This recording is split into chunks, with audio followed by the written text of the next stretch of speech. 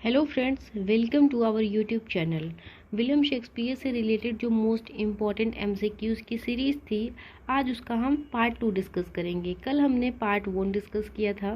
Friends, जो ये Shakespeare की मोस्ट इम्पॉर्टेंट एमसीक्यूज़ की सीरीज़ है, इसे हम छोटे छोटे पार्ट्स में इसलिए डिस्कस कर रहे हैं सो दैट एक पार्ट में हम जितने भी क्वेश्चन डिस्कस करें वो आपको एकदम अच्छे से तैयार हो जाए।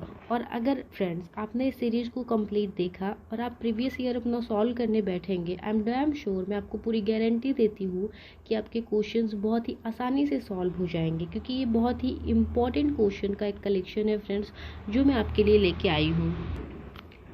इस सीरीज़ का हमारा पहला क्वेश्चन है friends, the first folio of Shakespeare's plays came in 1623, and for this credit goes to two actors, Hemmings and Condell. The folio contains 36 plays. One was not included. Which one? इसमें आपसे पूछा गया है friends कि जो William Shakespeare का play है, जो फर्स्ट फोलियो है उनका, वो उनके प्लेस का, वो कब आया था? 1623 में आया।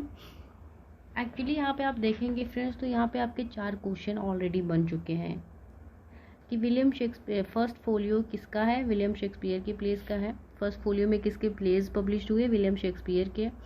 कब आया फर्स्ट फोलियो? 1623 में आया। किसके द्वारा आया? किसने पब्लिश किया था? हेमिंग्स एंड कॉन्डेल ने पब्लिश किया था।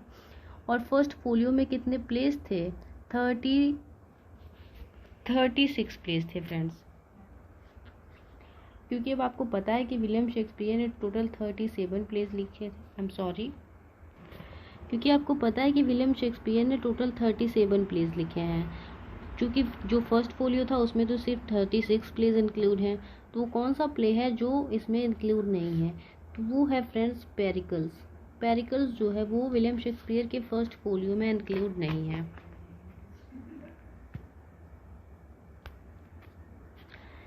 In one word, he is the universal poet. This is the opinion of long about home. कि ये एक शब्द में अगर कहें कि वो एक यूनिवर्सल पोएट है, ये ओपिनियन जो है ये W.J. लॉन्ग का है। और ये किसके लिए है? तो फ्रेंड्स देखिए, यहाँ पे ऑब्वियस है, हम शेक्सपियर से रिलेटेड जो है टॉपिक पढ़ रहे हैं, इसलिए हमें यहाँ पे पहचानना आसान हो जाएगा कि ये उन्होंने शेक्सपियर के लिए बोला है। लेकिन आप अगर ये एग्ज़ाम में आ जाता है तो हमारे लिए जो है डिफ़िकल्ट हो सकता है पहचानने में कि W.J. लॉन्ग ने ये किसके लिए बोला। तो आप ध्यान रखिए कि जहाँ पे आपको दिखे कि he is a universal poet, आप वहाँ पे विलियम शेक्सपियर ध्यान रखिएगा। और किसने कहा था? W.J. लॉन्ग ने। विलियम जे लॉन्ग ने ये शेक्सपियर के बारे में कहा था कि एक शब्द में अगर कहें तो वो एक यूनिवर्सल पोएट है।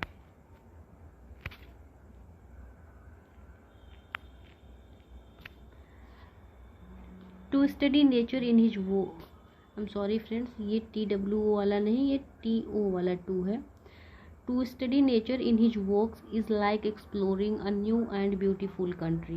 Who said it about Shakespeare? कि शेक्सपियर के बारे में ये किसने कहा कि उसके वर्क्स की स्टडी करना ऐसा लगता है जैसे हम एक ब्यूटीफुल, एक नए वर्ल्ड में, एक ब्यूटीफुल कंट्री में एक्सप्लोर कर रहे हैं। एक एक्सप्लोरिंग करने की जैसा उसके जो है वर्क्स होते हैं, उनके नेचर को स्टडी करना ऐसा लगता है हमें। तो ये भी जो है फ्रेंड्स, ये भी विलियम जे लॉन्ग ने कहा है अबाउट शेक्सपियर, शेक्सपियर के बारे में।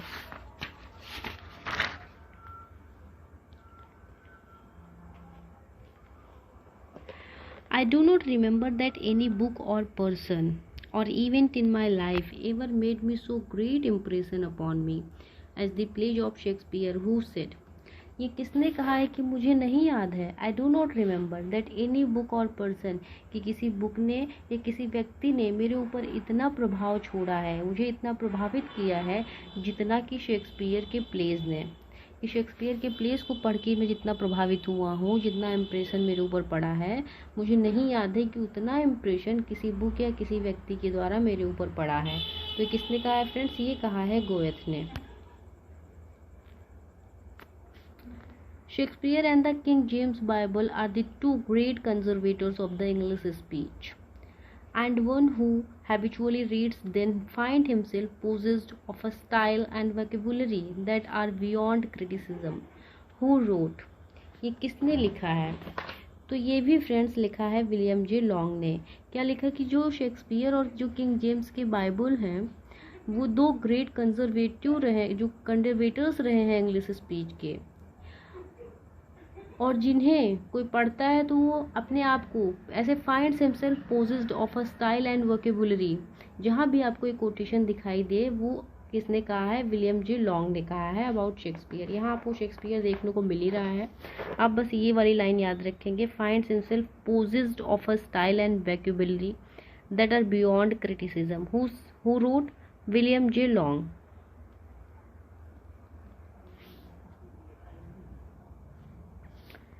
Even those who read no Shakespeare are still unconsciously guided by him, for his thought and expression have so pervaded our life and literature that it is impossible, so long as one speaks the English language, to escape his influence. Who said?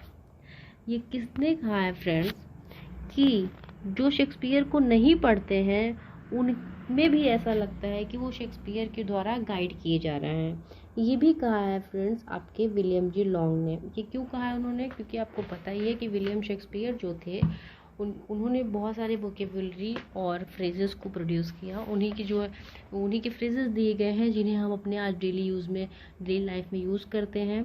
तो इसीलिए उन्होंने कहा है कि वो कोई व्यक्ति भले ही शेक्सपियर के बारे में नहीं पढ़ा हो, लेकिन जो उसके वर्ड्स, जो उसके थॉट्स होते हैं, जो वो एक्सप्रेस करता है अपने विचारों को, उसमें भी कहीं ना कहीं शेक्सपियर के थॉट्स दिखाई देते हैं। Who publish the first life of Shakespeare in 1709? कि शेक्सपियर की फर्स्ट लाइफ को 1709 में किसने पब्लिश किया था? तो ये किया था फ्रेंड्स निकोलस रॉ ने। ऐसा माना जाता है फ्रेंड्स निकोलस रॉ जो थे वो फर्स्ट बायोग्राफर रहे हैं।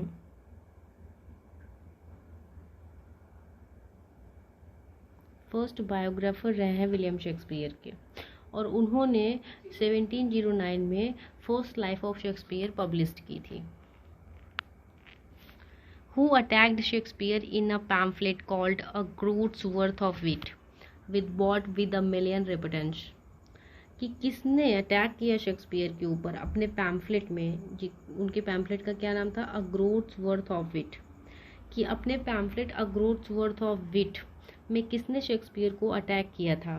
तो वो किया था फ्रेंड्स रॉबर्ट ग्रीन ने। इन्होंने अपने इस पैम्फलेट में शेक्सपियर के ऊपर बहुत सारे क्रिटिकल कमेंट्स किए। इवन तो उन्होंने ये भी कहा कि जो शेक्सपियर है a crow beautified with our feathers, कि एक ऐसा कौवा जो हमारे ही पंख लगा के उड़ रहा है। इस तरह से उन्होंने बहुत सारे क्रिटिकल कमेंट्स जो है वो शेक्सपियर पे किए रॉबर्ट ग्रीन ने।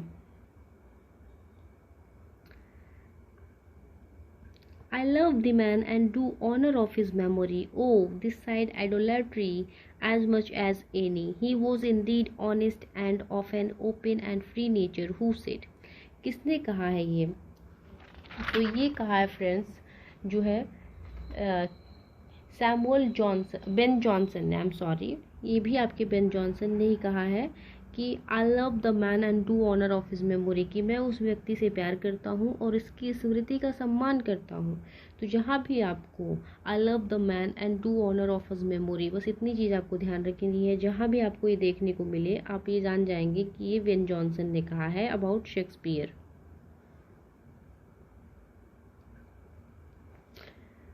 फ्रेंड्स बेन जॉनसन ने शेक्सपियर के ऊपर बहुत सारे क्रिटिकल कमेंट्स किए हैं और उन्होंने मोस्टली पॉजिटिव वे में उनके ऊपर कमेंट्स किए हैं।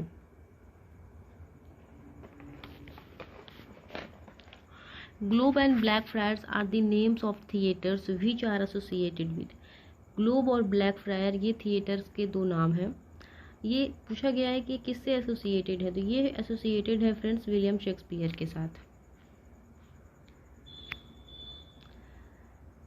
Good friend, for Jesus' sake, forbear to dig the dust enclosed here. Blessed be the man that spares these stones, and cursed be he that moves my bones. Who said? किसने कहा है? तो ये कहा है friends William Shakespeare ने। Actually जो ये कोटेशन है फ्रेंड्स ये विलियम शेक्सपियर के एपिटफ पे लिखी गई है। आपसे कभी कभी पूछ सकता है कि विलियम शेक्सपियर के ऊपर जो कोटेशन, मतलब ये कोटेशन दे देगा और पूछ लेगा कि ये कहाँ लिखी गई है। तो आप ध्यान रखेंगे विलियम शेक्सपियर के एपिटफ के ऊपर लिखी गई है। और यहाँ पे जैसे पूछा ही है कि किसने कहा है, तो ये कहा है फ्रेंड्स शेक्सपियर ने। शेक्सपियर ने खुद ही ये कोटेशन जो है लिखी थी और ये उनके एपिटफ के ऊपर आज भी लिखी हुई है। Shakespeare probably worked with someone in the last 2 parts of Henry six and Richard third, who is he? कि जो शेक्सपियर थे उन्होंने प्रोबेबली लास्ट के 2 पार्ट्स जो रहे हैं हेनरी सिक्स और रिचार्ड थर्ड उसमें काम किया। वो कौन थे जिनके साथ उन्होंने काम किया था? तो वो थे फ्रेंड्स मार्लो।